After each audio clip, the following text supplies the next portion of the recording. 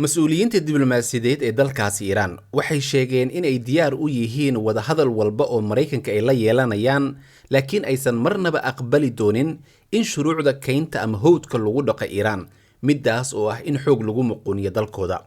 waxaa la filayaa isbuuca soo socda inuu dib u furmo wada hadaladii Mareykanka Iiraan u dhaxeeyay, midaas oo Israa'iil ay carqaladaysay 13 Juun, 2 maalin ka hor wada hadaladii Iiraan iyo Mareykanka ay ku balansanaayeen wareegiisii lixaad in lagu qabto dalkaasi Cumaan, caasimadda Masqad. ku-xigeenka wasiirka arrimaha dibadda Iiraan, Majid Takht Rawanji, ayaa ugu baaqay Mareykanka inuu bixiyo damaanad qaad cad mar kale in uusan weerari doonin ama weerar lagu qaadi doonin dalkiisa Iiraan. waa haddii Mareykanka ay dhab ka tahay wada hadalada ku aadan arrimaha nukliyeerka.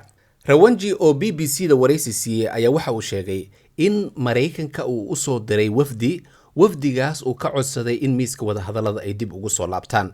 laakiin waxa uu sheegay in Mareykanka uusan cadaynin mowqifka su'aashoodii ahayd haddii miiska wada hadalada ay dib ugu soo laabtaan in ay helayaan damaanad qaad cad oo ah in Israa'iil iyo Mareykanka aysan weerar ku soo qaadi doonin dalkooda. waxa uu yiri sidaan that they want to talk. By the way, no date has been set. President Trump talked about this week. I'm telling you. waxa uu sheegay in Mareykanka waqti uusan u soo qaban waqtiga wada hadalada, laakiin madaxweyne Donald Trump uu sheegay in isbuuca soo socda ama isbuucan wada hadalada ay bilaami doonaan. sidaas oo kale waxa uu yiri Agreed to any date. We have not agreed to the modality. Right now, we are seeking an answer to this question.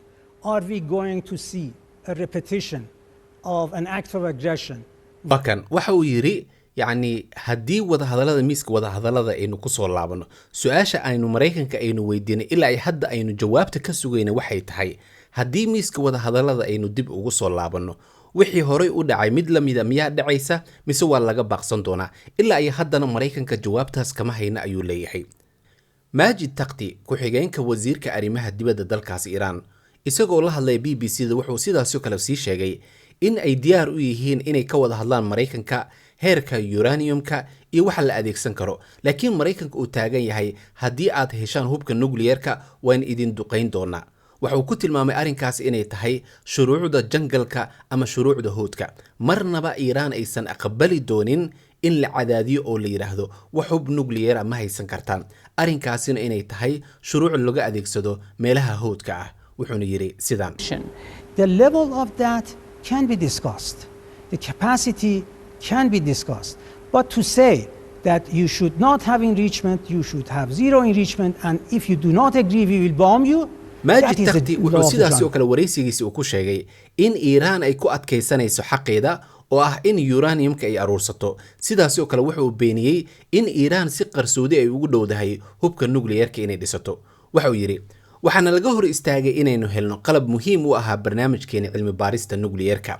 sidaas darteed waxaynu ku qasbanaanay inaynu noqono kuwa iyaga isku tashta. waana arrinkaasi waxa aad ugu caraysiinaya Mareykanka iyo Israa'iil wadamada reer galbeedka, maadaama laga hor istaagay qalab aad muhiim ugu ahaa hubkeena ee farsamada nukliyeerka ee nooga soo socda wadamada Ruushka iyo Shiinaha. ayuuna waxaynu go'aansanay in inaga aynu isku filnaano. waana arrinkaasi waxa aad ugu sii caraysiinaya ayuu leeyahay Mareykanka oo ah inaynu gaarno heer isku filnaansho ah.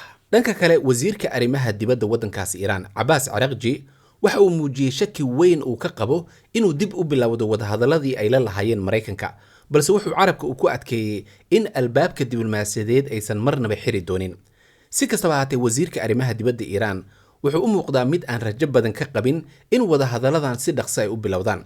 isagoo waraysi siinaya shabakadda CBS ee dalkaasi Mareykanka, Araghchi wuxuu yiri ma rumaysnin in wada hadalada si degdeg ay u bilaaban doonaan. Abbas Araghchi wuxuu intaa uu ku daray in aysan weli go'aan aysan ka gaarin miiska wada hadalada inay dib ugu laaban doonaan, laakiin waxa uu sheegay haddii ay taa dhacdo waa in Mareykanka damaanad qaad buuxda uu ka bixiyaa inta wada hadalada ay socdaan in dalkooda weerar aan lagu qaadi doonin.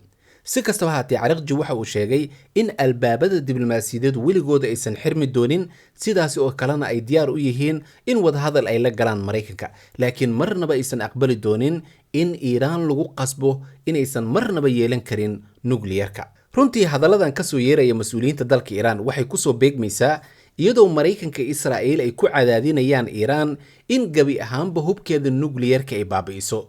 Mas'uuliyiintan waxay taagan yihiin waxaynu ogolnahay miiska wadahadallada inaynu ku soo laabano. Sidaas oo kale marnaba ma ogolaan doono in noola yeeriyo wixii Maraykanka iyo Israa'iil ay doonayaan oo ah in gabi ahaanba aynu burburino hubkeena nuclear-ka. Waynu ka wada hadli karnaa ayay taagan yihiin isticmaalka maadada loo yaqaan uranium-ka cabirkeeda heerka ay tahay, laakiin marnaba ma ogolaan doono in sharciga meelaha howdka loo isticmaalo ama howdka looga dhaqmo in Iiraan lagu dhaqo. Ma nihin ayuu taagan yahay dad reer baadiye ah, waxaynu nahay dad ilbaxa, mana ogolaan doono wax walbo oo Maraykanka uu nagu qasbayo inaynu yeelno. Waa sida markaasi uu yiri ku-xigeenka wasiirka arrimaha dibadda waddankaas Iiraan Majid Takhti oo BBC-da wareysi siinayay. Marka run ahaantii Maraykanka isagana wuxuu ku cadaadinayaa Iiraan in miiska wada hadallada ay dib ugu soo laabato, iyadoo la doonayo Iiraan hubkeeda nuclear-ka guud ahaanba inay burburiso. Iiraan marka hadda waxaa laga shaki qabaa run ahaantii in ay leedahay warshado yaryar oo diyaar u ah ama awood u leh in ay farsameeyaan muddo 10 cisho ama ilaa 20 cisho bambaanooyin yacni hubka nuclear-ka. Waa sida markaasi warbaahinta reer galbeedka ay sheegayeen, gaar ahaan Washington Post. ilaa ay hadda xaqiiqada dhabta lama oga in Iiraan warshado yaryar ay ku leedahay gudaha waddankaasi caasimadda Iiraan ee Tehran.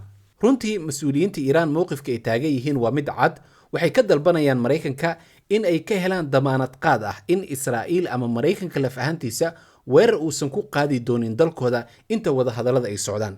sidaas oo kale maalmihii ugu dambeeyay wasiirka arrimaha dibadda dalkaas Iiraan Abbas Araghchi waxyaabaha uu ku soo celinayay waxa kamid ahaa in Maraykanka uusan ku dhaqaaqin fal aad u weyn oo ka dhana hogaamiyaha ugu sareeya dalkaas Iiraan, maadaama Iiraan ay ku tuhmayso Israa'iil weerar inaysan qaadi karin ama tilaabo aysan qaadi karin Maraykanka uusan ogeyn.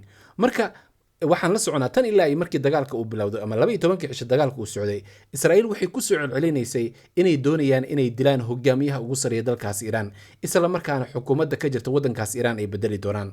marka Abbas Araghchi iyo mas'uuliyiinta kale waxyaabaha ay ku soo celcelinayaan waxa kamid ah haddii ay taa dhacdo run ahaantii xaaladda gobolka bariga dhexe oo dhan waa uu sii ballaaran doonaa dagaalka ka dhaca. sidaas darteed marka mowqifka hadda ay taagan yihiin ilaa ay hadda waxay jawaab ay ka sugayaan Maraykanka. ma jeceshahay barashada qur'aanka kariimka iyo culuumtiisa hab casri ah online adigoo jooga gurigaaga iyo goobtaada shaqada? haddaba dugsiga casriga ah ee Maka Islamic Online waxaad ka baran kartaa qur'aanka kariimka, higaada, luqadda carabiga iyo culuumta shareecada. isqoristu ay socotaa, fadlan hore u gaadh wixii faahfaahina nagala soo xidhi +252 63477 956.